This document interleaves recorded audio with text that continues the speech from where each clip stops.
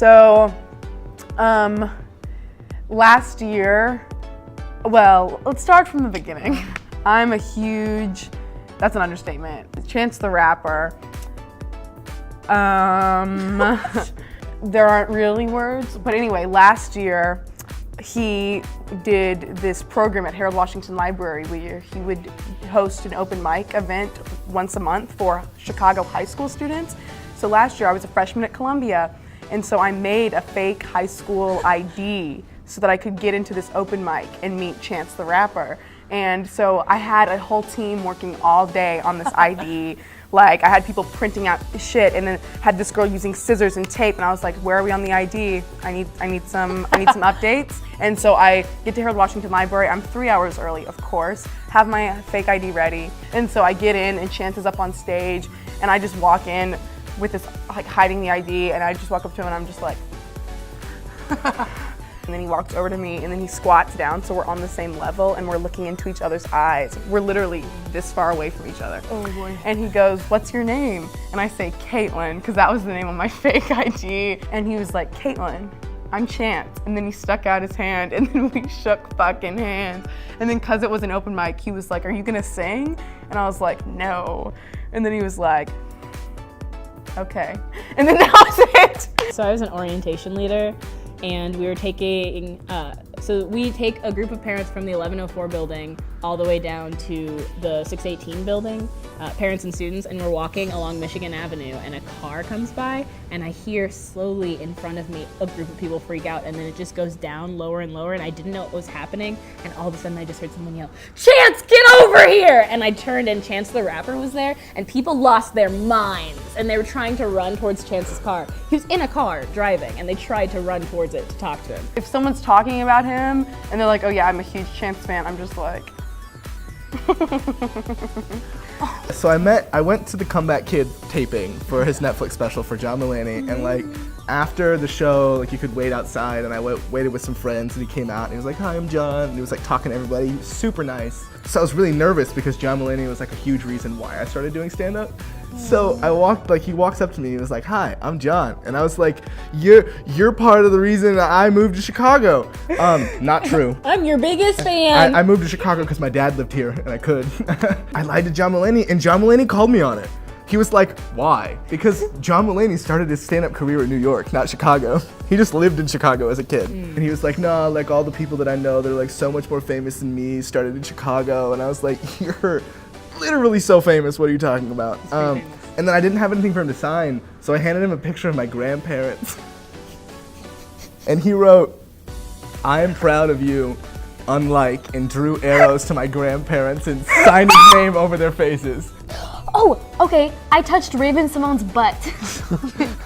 Went to see Sister Act with my high school group, and we were taking like a group photo, and so I was right behind Raven Simone, like we were all leaning, and so I was like leaning behind her, and like this arm touched her butt.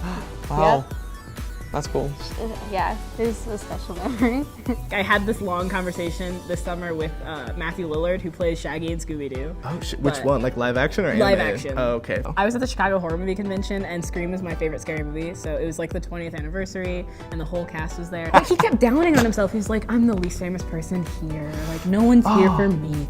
And I stood up and I was like, Matthew, you're the greatest actor ever. Every movie I've seen you in is funnier because you're in it, man. Like, I just hammed it up, and he was like, He's like, listen, I was fishing for compliments, but that was too much. no, he was looking for questions. He was like, none of this is a question, so we need to sit back.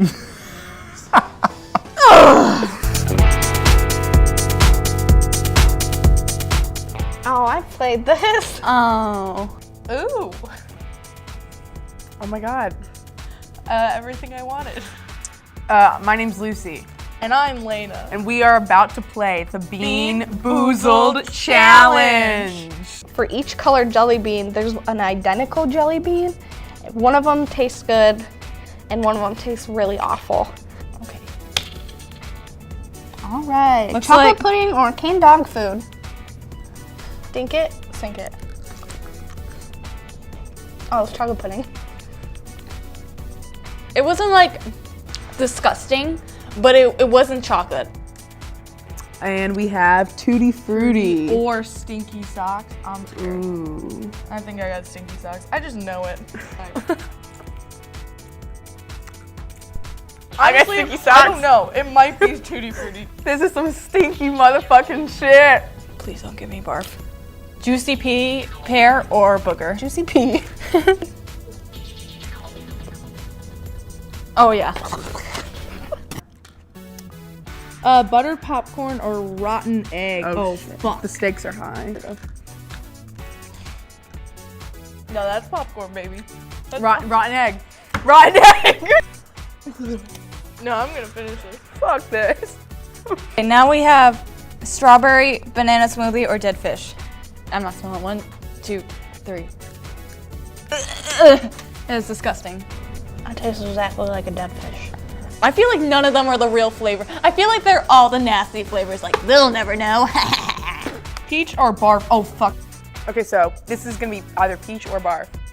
I thought we were choosing. Oh, got it.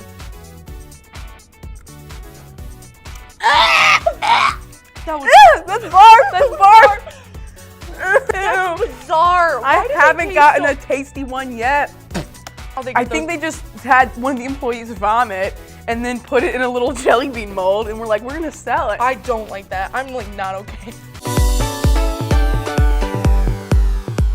Oh man, I get called a bitch by people all the time. One time I was walking down the street in my Pikachu onesie, and I'm just like trying to get home. I was just in a meeting at work. I was walking down the street and this guy like from across the street yells really loudly, "Hey girl, I'd like to get in that onesie with you." And I just like, That defeats the entire purpose of a onesie. I was like, I look like a potato, like a yellow fluffy potato. I remember this one encounter I had. I was in Potbelly, and this woman, she was like she was definitely had some sort of issues because she was like talking it loud throughout the store, and I was just like, you know, I'm not gonna focus on her. I need to work on my paper. And then she came up to me and she was like saying some things. I was just like, I can't focus on her right now. Then she gets on my level and kisses me on the cheek and just says, "You keep doing you, beautiful."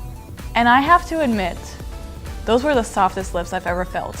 I was just like, okay, homegirl, little nutso, but dang, she knows how to moisturize. I've had some pretty weird encounters on the trains. This one time I swear I was told by a witch that I'm gonna be a witch. I know that sounds like really lame, but I was sitting on the train, it was 2 a.m. and I'm just minding my own business and these two beautiful women with like natural red curly hair enter the train and they're smiling at me and their teeth are gray, no joke. And they're When she got gray teeth. I know, when she got gray teeth, she's a witch, you know? And they were just looking at me and talking to each other. And I just, you know, when you just feel something and you know, at that moment I was like, when Yes. are my powers coming in, you know? The weirdest person I've ever seen on the train. He's just minding his own business, commuting like the rest of us. He's an African-American gentleman wearing like a sports coat, but his mustache was shaped much like Hitler's mustache. And at first we were like, okay, that's a little weird. Then we noticed his arm tattoos are riddled with swastikas. So, but 3:40 p.m., he's just commuting like the rest of us, so that was pretty strange. I was on a train and it was already, you know when you just know like there's weird vibes on your train? That's like how it was that day. Yeah. And all of a sudden I'm standing and this man just passes out on me. And I thought he was dead and I learned that I'm not Like good on you? Yeah, like passed out on me and fell to the ground because I know I'm not good at those situations because I ran. I didn't like, oh, is he okay? I like ran in this crowded train.